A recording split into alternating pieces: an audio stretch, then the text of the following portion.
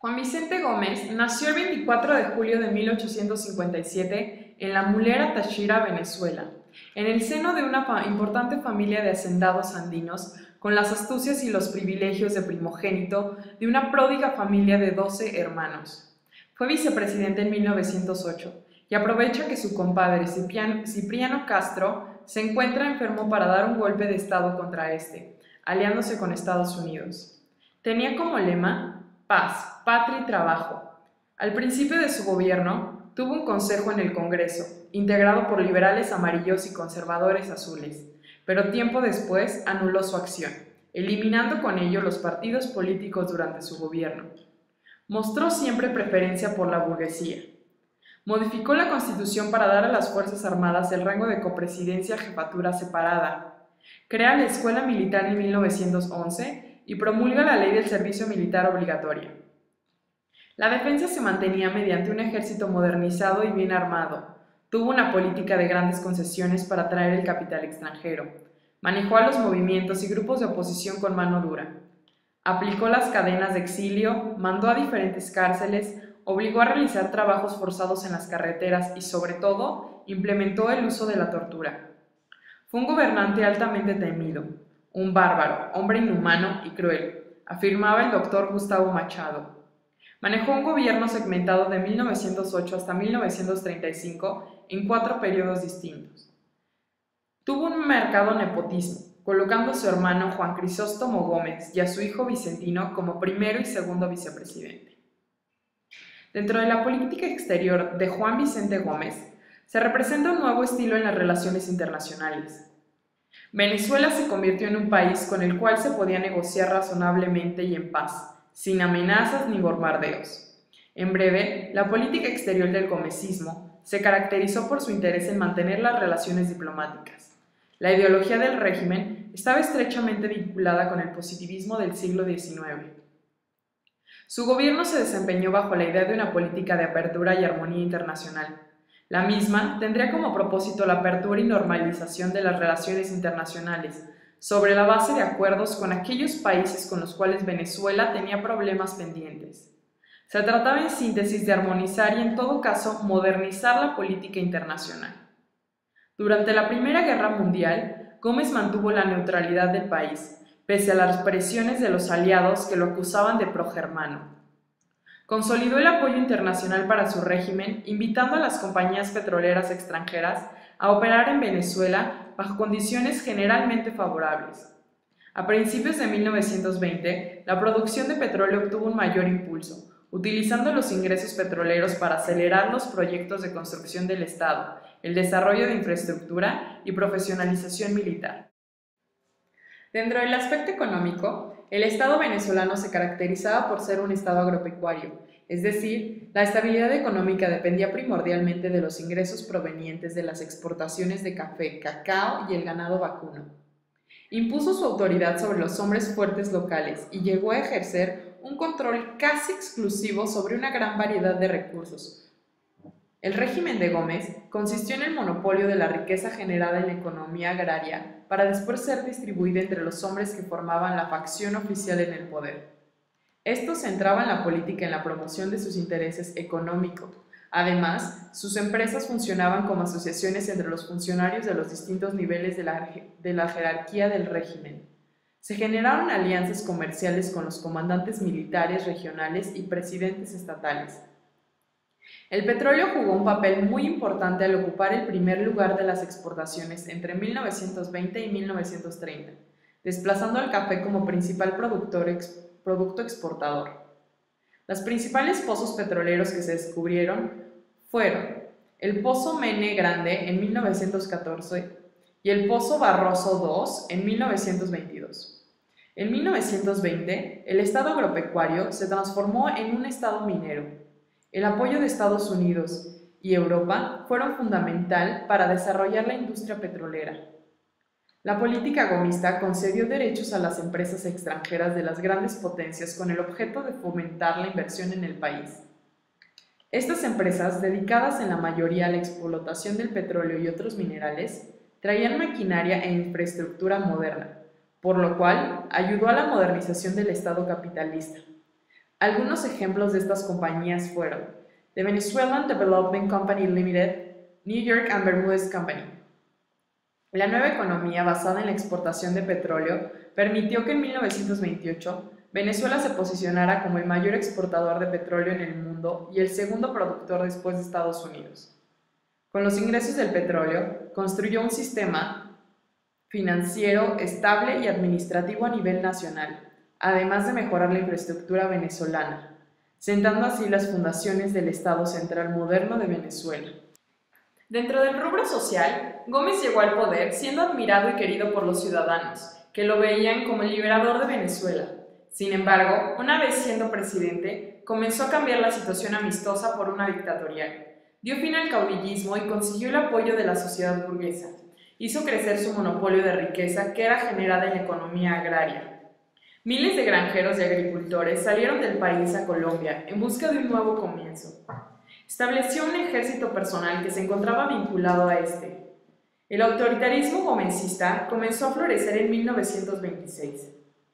Gómez decretó el desarme del pueblo para evitar un levantamiento social masivo. Sin embargo, las protestas y manifestaciones aumentaron públicamente y los medios de comunicación empezaron a publicar notas opositorias y críticas a sus leyes y acciones como presidente.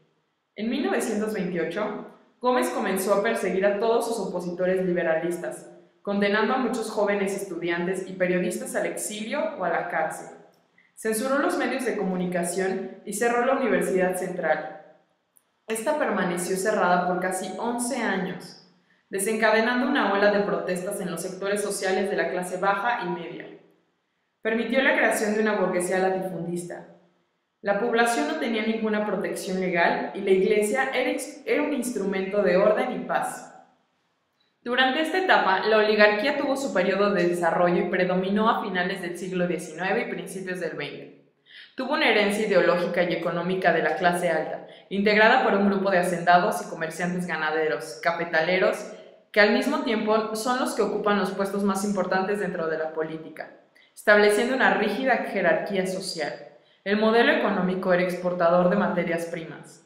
La nación venezolana, al igual que muchas latinoamericanas durante el mismo tiempo, quedaron a merced de la influencia económica de Estados Unidos e Inglaterra. Carlos Ibáñez del Campo nació en Linares el 3 de noviembre de 1877. Militar de carrera, asumió varios cargos dentro del ejército. De la mano del presidente Arturo Alessandri, fue nombrado director de la Escuela Nacional de Caballería. El sucesor de Alessandri, Emiliano Figueroa Larraín, lo ascendió a ministro de Guerra y ministro del Interior. En 1927 fue electo presidente como candidato único con un 98% de los votos.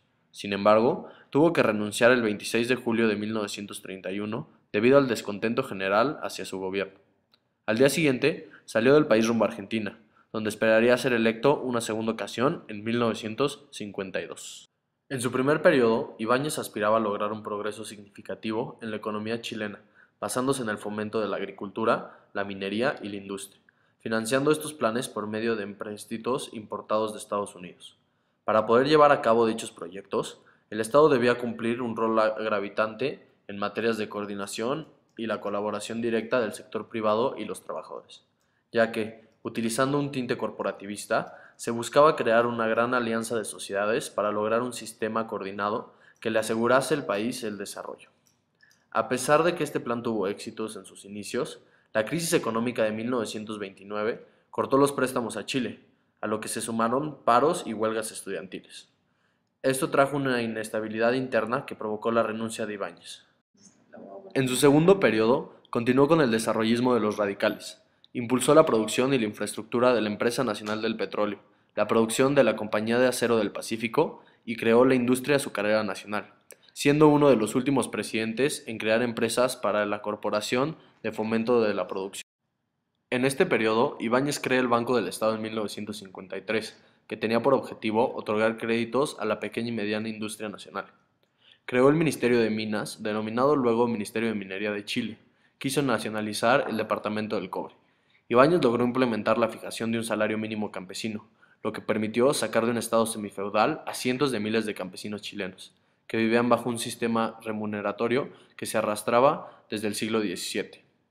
La situación de prosperidad aparente se desvaneció, por el elevado gasto público y la contracción del mercado internacional del cobre.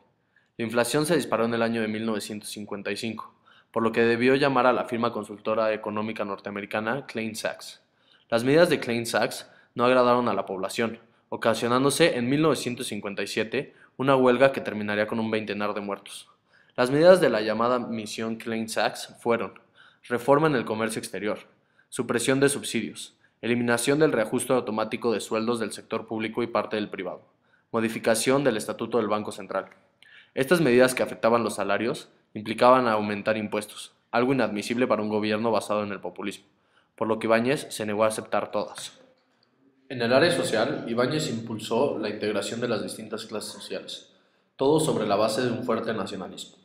Era un líder carismático, identificado con la patria en favor de su pueblo, y se le veía como un hombre de derechos, realizador, ajeno a intereses creados, y capaz de ejercer una fuerte autoridad en torno a un proyecto de bien público. Durante la década de 1920 comenzó una transformación social donde se consolidó la clase media y la oligarquía empezó a perder poder y prestigio. Esto fue el principio de un nacionalismo crítico hacia las oligarquías y que se consideraba antiimperialista. En esta primera etapa como presidente, Ibáñez tenía un autoritarismo marcado, que se veía reflejado en la limitación de libertades civiles. Hubo detenciones, deportaciones, exilios y encarcelamientos de varios opositores, muchos de los cuales se encontraban en la prensa. Intentó darle a su gobierno un carácter nacionalista con rasgos corporativos, con la influencia de personajes como Mussolini y Primo de Rivera. Ibáñez se propuso ampliar la acción del Estado y a la vez modernizarlo. En el aspecto social, se toma el Estado como protector de la masa, de las clases trabajadoras y como el defensor de la justicia social. Durante este mandato se dio gran impulso a las obras públicas, con el objetivo de dar al país infraestructura para el progreso y al mismo tiempo para la generación de empleos. En el segundo mandato, comprendido entre 1952 y 1958, el apoyo popular es más claro, en especial debido a la crisis de credibilidad que existía en el sistema político, el cual converge con una política de masas en la sociedad chilena. Ibáñez decide optar por un discurso en el que critica la corrupción política, pero sobre todo el sistema político establecido, el cual, decía, representaba el bastión elitista de la sociedad, de aquellos que eran privilegiados y que como clase política estaban separados de la mayoría de la sociedad, del pueblo. Debido a esto, Ibáñez exige la participación del pueblo chileno en el sistema político, lo cual serviría como base para el movimiento populista, y su voluntad era representada por el gobierno. El pueblo comúnmente era referido en la cultura popular como el roto. Además, aseguraba que solo el presidencialismo era el sistema que defendía las aspiraciones y deseos del pueblo. El ibañismo se caracterizó por buscar una aproximación directa a los ciudadanos. A partir de su propia figura como líder, interpeló a la gente común, aislada de la actividad política. Durante su gobierno hubo mayor movilidad social. Ibáñez era considerado como el general de la esperanza y se presentó como el salvador de la patria chilena, además de prometer prosperidad y grandeza al pueblo. Durante su gobierno se impulsó el derecho al voto femenino. También se organiza la Central Única de Trabajadores, la cual cuestiona el régimen capitalista que divide la sociedad en clases antagónicas, al fundarse en la propiedad privada de la tierra y de los instrumentos y medios de producción, y propone que se reemplace como uno que termine con el derecho de la propiedad privada y establezca una sociedad sin clases, que asegura a cada uno de los chilenos su pleno desarrollo. El objetivo de la agrupación es la organización de los trabajadores urbanos y rurales sin distinción de credo, nacionalidades, color, sexo. Elementos claros del populismo se pueden observar en el caso específico de Ibáñez en ambos periodos, siendo más sobresaliente en el segundo. Por ejemplo, el sentimiento paternalista hacia el gobernante se notó en sus promesas de salvador y en su rol del Estado como protector de la masa, además de que fomentó el nacionalismo en el pueblo. También las reformas sociales se vieron reflejadas en la obra pública que realizó, en el voto femenino y en el Ministerio de Bienestar Social. Por otra parte, también tenía la característica de ser autoritario, en especial en su primer periodo, donde se coartaron libertades civiles. Esto debido a su influencia de regímenes como el de Mussolini.